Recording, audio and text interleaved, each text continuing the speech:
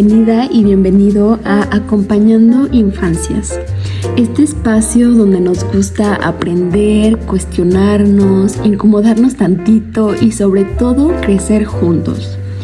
Yo soy Ilse María González Jauregui, psicóloga y especialista en infancia, y hoy quise sentarme con un cafecito, abrir mi libreta y dejar que las ideas fluyan.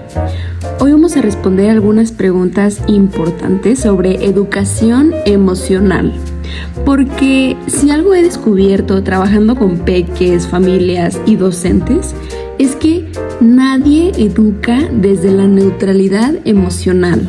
Siempre educamos desde nuestra historia, nuestro autocuidado y nuestra capacidad de vincularnos.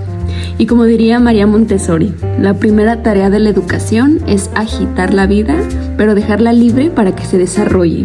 Así que hoy vengo a mover un poquito esas aguas. Para empezar, quiero hacer algo que a mí siempre me sirve muchísimo: soltar ideas sin filtro. Como cuando quieres organizar tu mente, pero lo primero es dejar que salga todo. Cuando pensamos en educación emocional, ¿qué es lo primero que se te viene a la mente? Quizá empatía, autocuidado, autoestima, sana convivencia, niños que sienten mucho o incluso mi propia infancia.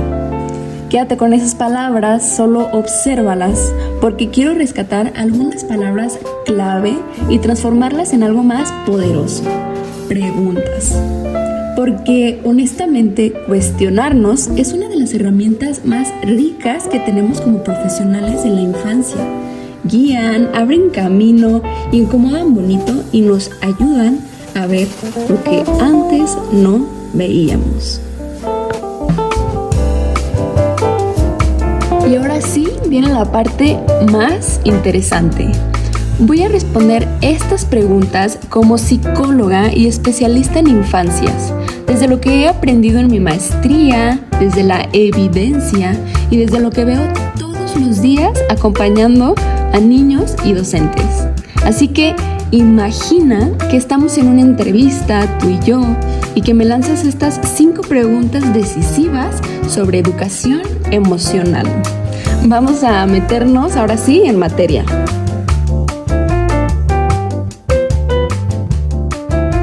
La primera pregunta que vamos a responder es: ¿cómo sería diferente el aprendizaje si los niños pudieran identificar sus emociones desde edades tempranas?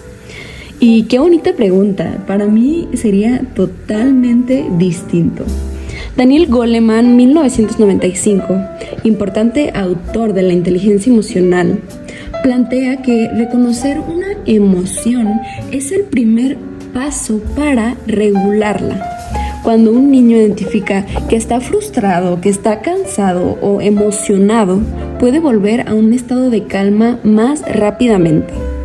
Y eso lo cambia todo. El aprendizaje se vuelve accesible. Además, hubo una investigación bastante interesante de Taylor en 2017, un metaanálisis con más de 97,000 estudiantes mostró que los programas de aprendizaje socioemocional mejoran de forma sostenible las habilidades socioemocionales y el bienestar, incluso años después, trayendo consigo conductas más saludables. Por lo tanto, un niño que sabe lo que siente aprende mejor, se desconcentra menos y se siente más seguro. Entonces, sí, el aprendizaje sería muchísimo más profundo y significativo si lo emocional estuviera integrado desde el inicio.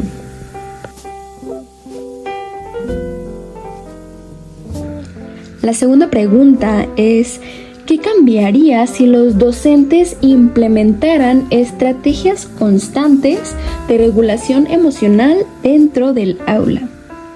Está bien interesante esta pregunta porque uno suele pensar que el cambio empieza por los niños y no, empieza por uno como adulto y por nosotros empezar a modelarlo. Así que, respondiendo a la pregunta, cambiaría el clima completo del aula.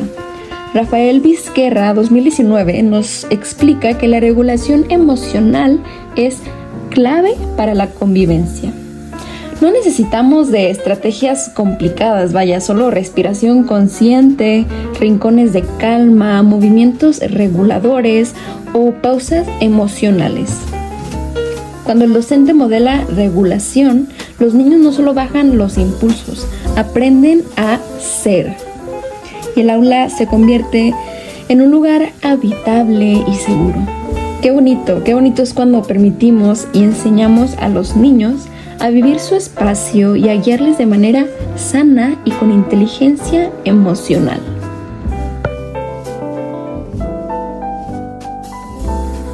Vamos con la siguiente pregunta. Supón que la autoestima fuera un eje transversal en todas las actividades escolares. ¿Cómo impactaría eso en el desarrollo infantil? Sería totalmente transformador. Coopersmith, 1967, explica que la autoestima no es solo una percepción interna, es la estructura, es la base desde la cual los niños interpretan su capacidad, su valor y su posibilidad de influir en el mundo. Cuando la autoestima se coloca al centro y no en actividades aisladas, los niños empiezan a verse a sí mismos no solo como estudiantes, sino como personas capaces. Si fuera un eje transversal, veríamos cambios en muchas áreas. Los niños se atreverían más porque sentirían que equivocarse no pone en riesgo su valor. Habría más autonomía porque se sentirían competentes para tomar decisiones por sí mismos. Habría menos miedo al error, ya que el error se vive como parte natural de aprender y no como motivo de juicio. Y habría más resiliencia, porque los niños construyen la creencia interna de puedo intentarlo de nuevo, ¿no? O sea, soy capaz, no necesito hacerlo perfecto para que esté bien. Y hay algo muy importante. Cuando la autoestima atraviesa todas las actividades, desde matemáticas hasta arte, desde la fila hasta el recreo, cada experiencia del niño se convierte en un espacio para fortalecer su identidad. La escuela dejaría de ser un lugar donde solo se miden logros y se convertiría en un lugar donde también se construye el valor personal. Ahora, vámonos con la cuarta pregunta, ya casi acercándonos al final.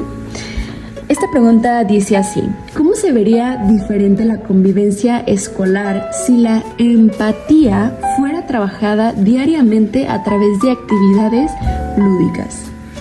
Qué poderosa pregunta, ¿eh? Fíjense que siempre he creído que la empatía es la base de la sana convivencia. Y sí, en efecto, la convivencia sería otra.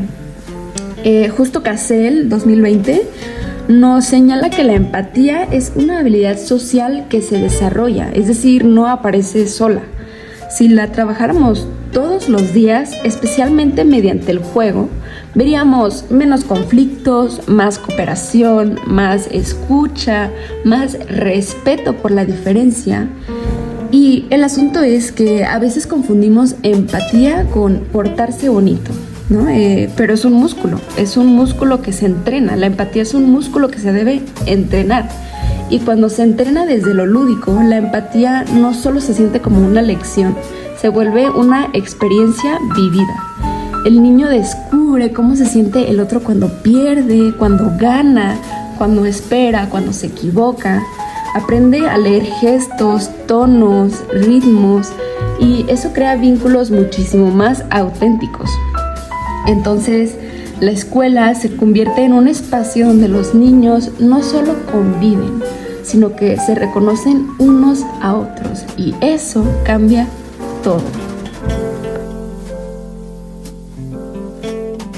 Y llegamos a la última pregunta, y esta pregunta me parece una forma muy bonita de cerrar. Dice: ¿cómo sería si los docentes integran la educación emocional como parte esencial de su práctica y no como un recurso adicional.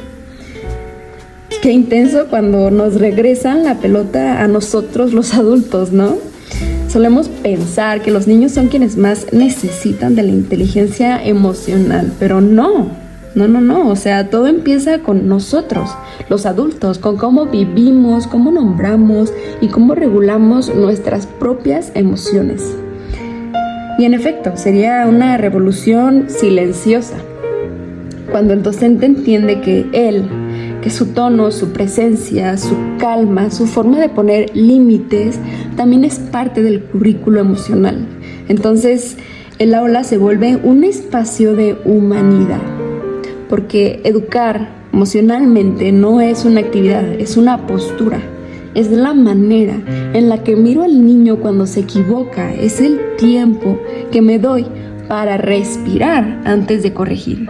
Es el mensaje implícito que transmito día con día. Es decir, aquí puedes ser tú y aquí puedes estar y sentir. Cuando el docente integra esto en lo cotidiano, no como proyecto, no como moda, sino como esencia, el aula deja de ser solo un lugar para aprender contenidos y se convierte en un lugar para crecer como persona.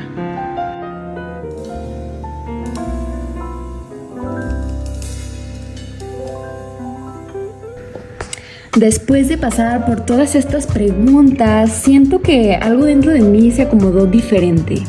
Este módulo de la maestría no solo me enseñó teorías, me movió la mirada en un enfoque diferente.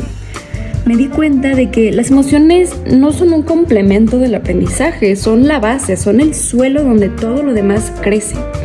El docente, nos guste o no, siempre es un modelo emocional, incluso en silencio. Aprendí que la empatía, la calma y la regulación no se enseñan una vez, se siembran día con día.